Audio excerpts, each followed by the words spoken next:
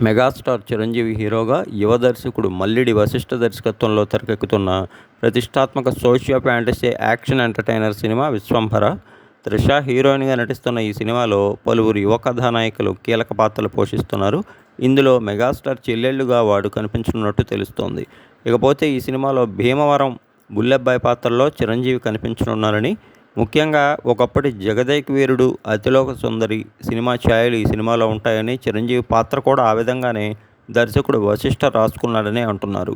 Oscar విజేత MM Keeravani సంగీతం అందిస్తున్న ఈ సినిమాని అత్యంత ప్రతిష్టాత్మకంగా, అత్యున్నత సాంకేతిక విలువలతో యువి క్రియేషన్ సంస్థ గ్రాండ్గా నిర్మిస్తుంది.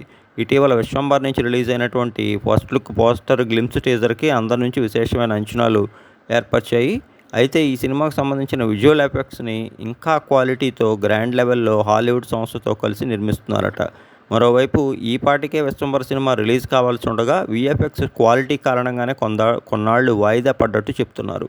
ఇక అతి త్వరలో ఈ సినిమాకు సంబంధించినటువంటి అఫీషియల్ టీజర్తో పాటు అప్డేట్స్ ఒక్కొక్కటిగా రానున్నాయని, అవకాశం ఉన్నంత వరకు చిరంజీవి బర్త్డే కానుకగా 'విశ్వంభర' మూవీని ఆడియన్స్ ముందుకు తీసుకురానున్నట్టు చెప్తున్నారు.